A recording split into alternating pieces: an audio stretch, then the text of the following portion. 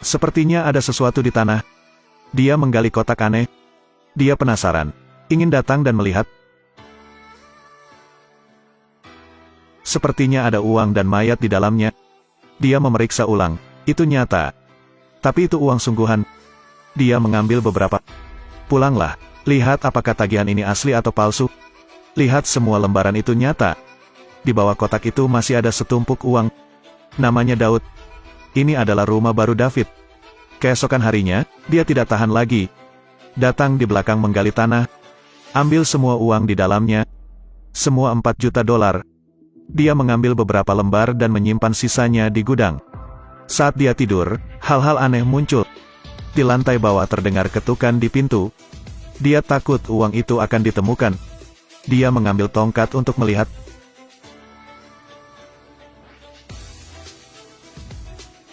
Aku jelas mengunci pintu. Dia melihat kemana-mana tetapi tidak menemukan apapun. Kemudian dia menuangkan segelas air panas. Terdengar suara gaduh di luar pintu. Dia pergi keluar untuk melihat. Kucing bodoh. David kembali ke kamarnya. Dia membuka lemari besi. Uang itu masih ada.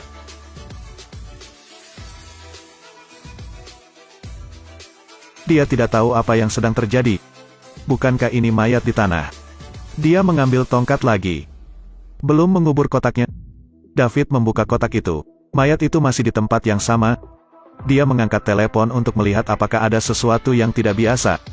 Bahkan menyentuh arteri dengan tangan Anda. Melihat orang ini mati meyakinkan. Ketika dia bangun, dia menemukan ada lumpur di tangannya. Kakinya juga penuh lumpur. Ketika dia pergi bekerja, kondisinya sangat buruk. Karena tadi malam dia hampir tidak tidur.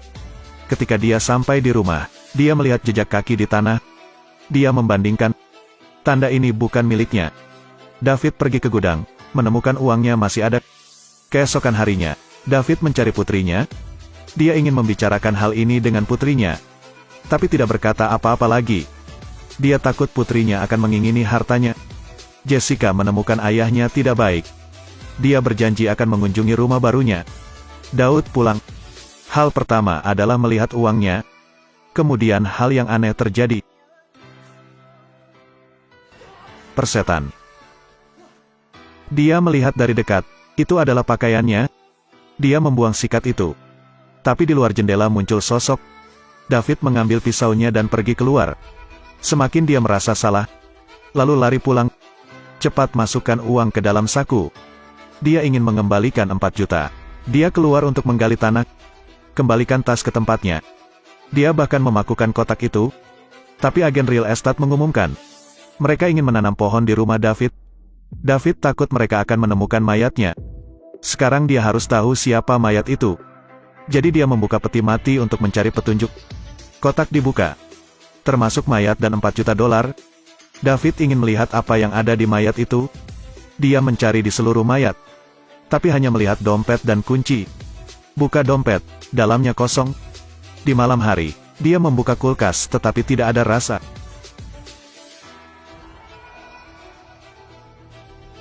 Halo. Dia tiba-tiba terbangun. Ternyata itu hanya mimpi. Dia tenang. Itu adalah mimpi dalam mimpi. David melihat ke bawah tempat tidur.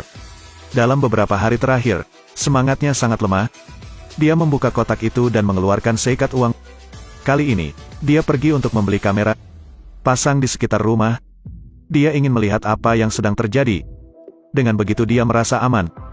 Dia mengambil kunci mayat dan pergi ke pintu ruang bawah tanah. Pintu ini tetap terkunci sejak dia pindah. Dia belum masuk ke sana. Kunci ini sebenarnya bisa terbuka. David menyalakan ruang bawah tanah. Melihat sekeliling, dia melihat banyak kantong plastik. Dia ingin melihat apa yang ada di dalamnya. Itu semua mayat. Apa yang sedang terjadi? Dia memberitahu polisi. Tapi akhirnya menyerah. Karena dia tidak mau menyerahkan 4 juta lainnya. Setelah diselidiki, itu pasti bukan miliknya.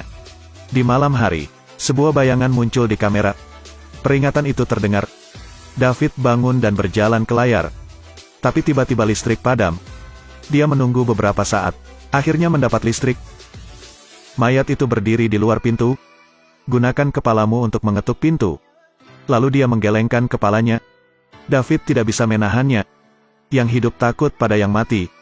Dia mengambil tongkat itu dan pergi keluar. Ketika dia sampai di pintu, dia ditusuk oleh kaca dan kakinya berdarah. Dia sangat marah.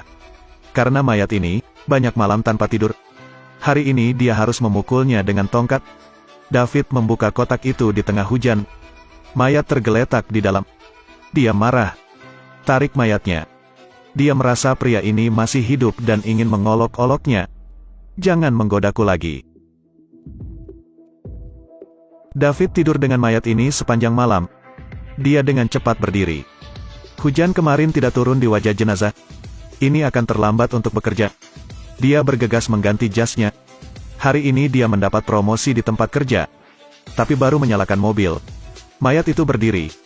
Menatap Daud. David menghentikan mobilnya. Dia berlari kembali. Aku baru saja melihatmu.